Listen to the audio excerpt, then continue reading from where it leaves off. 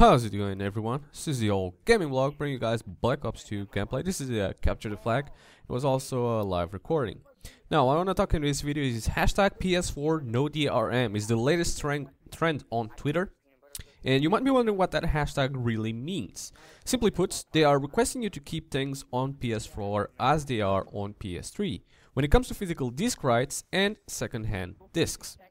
So Microsoft has ignited a firestorm in announcing a strategy for Xbox One that would see consumers unable to lend a disc to friends, unable to privately sell or swap a disc, and only be able to trade the discs at pre-approved retail. Sony has been going back and forth for months on whether to use their used game solution, kinda like Microsoft. So this past week they were pushing it into a no, let's not use that. Well, people are helping with that push. Now, they obviously learned from Microsoft. They've seen all the bad PR that they got, and they had something in place for that, and now they start to think twice before it. And pretty much gamers are just, making sure that they definitely do not go that road, because it's not a very good one. And we already have Microsoft going down that road. Now let's not let Sony, do the same, or the same mistake as we believe. So many arguments are made against second-hand games, and we respect the concern developers often have about their lost revenue.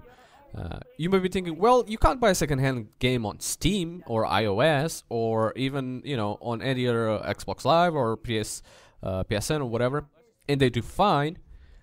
But the thing is, the expectations of digital and physical are completely different. When I buy a game on Steam, I know I'm not holding the game. It's only digital. It's only on on the computer. It's not. I don't have it really. If I wanted to borrow that to my friend, I couldn't because it physically doesn't exist. Now, if I do have a game that does physically exist and I'm holding it in my hands, nothing is stopping me from borrowing that from just giving that to a friend of mine for him to play, and you can put it on his console. That's completely different.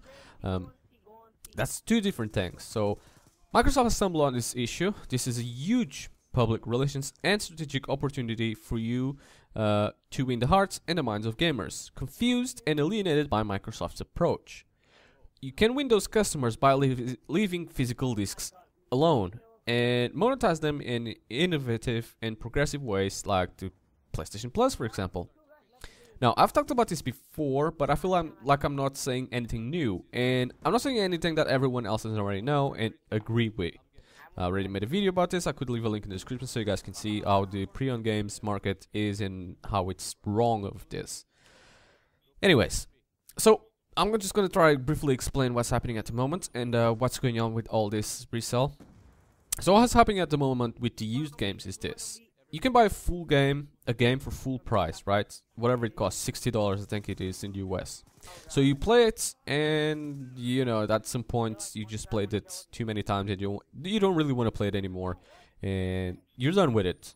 So you sell it again, or resell it at this point, and get a little bit of money back. When I say a little bit, usually you buy $60 games, you're gonna sell it for like $5, and they'll sell it for about 30. So the only winner here is really the retail, but that's a different story. So the game is resold to another person for less than what the new product costs.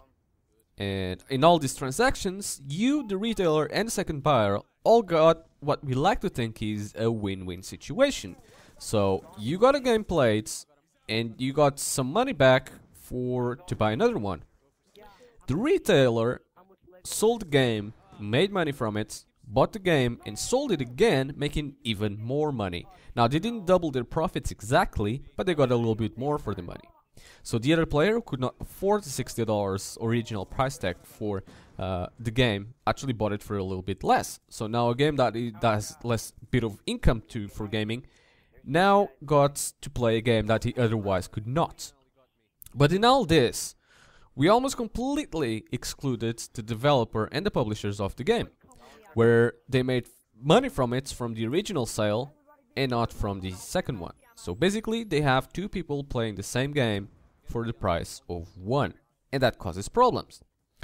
This wasn't a problem 5 years ago because the pre-owned market wasn't as big as it is today, and video games were also not as expensive as they are today. So I think instead of blocking the people from selling the games completely, we should find a way to include developers and give them a share of the cake. So what this means basically is, and I've discussed this on my previous video, but I'll just briefly discuss this again because this is kind of a different matter. Instead of blocking us to sell digital of a physical game, right? Instead of just interlocking that game to a console and not allow people to resell it, because yes, this can be counter measures easily, probably not easily, but there's going to be countermeasures against this.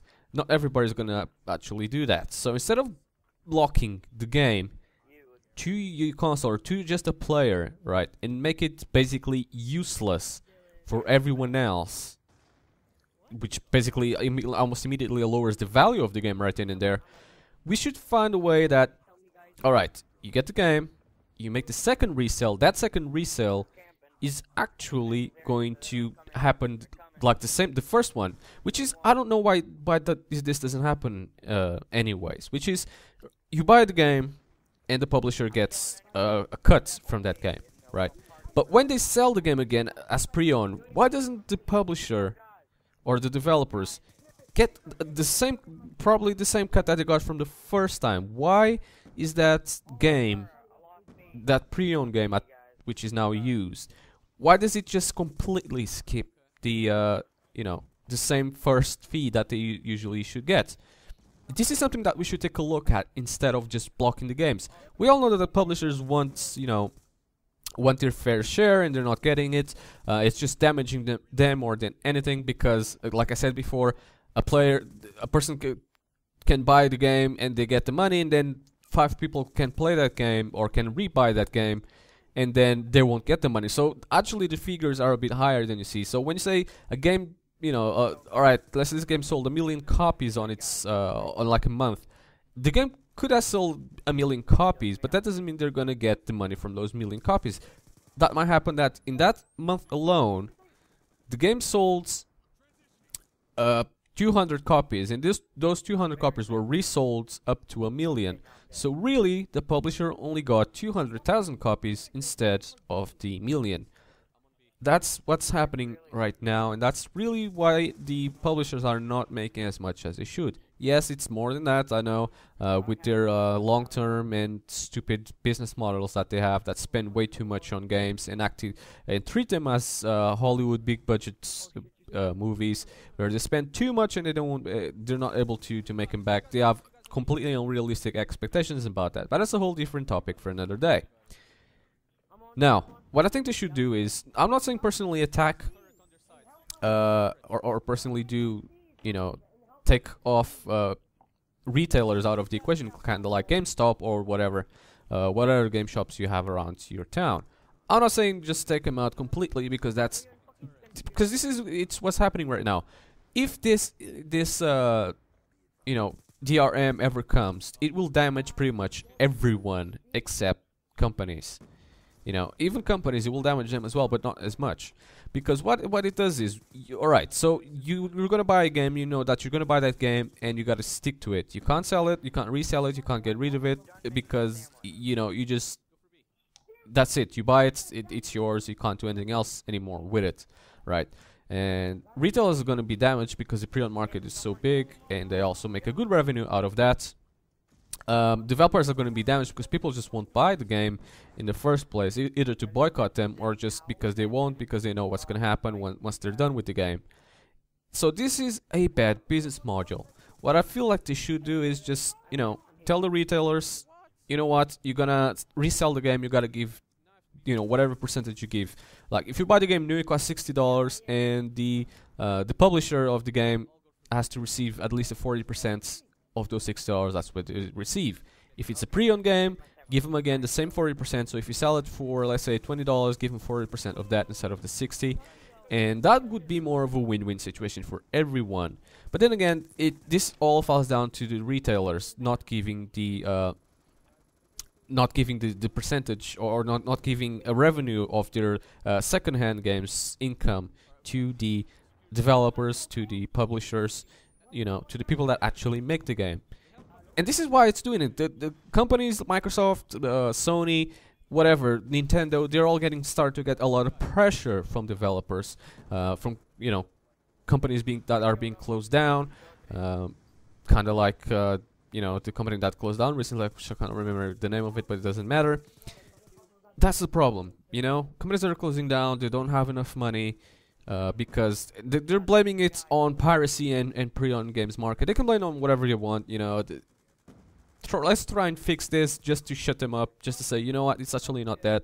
You just have a terrible business model and unrealistic expectations with your game. Again, we can only do so much. Guys, this is it for this commentary. I hope you enjoyed it somewhat, and I hope you find it somewhat informative. You can always tweet hashtag, you can always tweet this on Twitter, which it's on my it's hashtag PS4NoDRM. It's all trending all over the world now. And thanks for watching. Subscribe if you haven't already, if you want to keep up in the loop. And give it a like, that kind of helps out a lot. And also leave me your opinion in the comments. What you think about this whole ordeal. Thanks for watching though. Peace.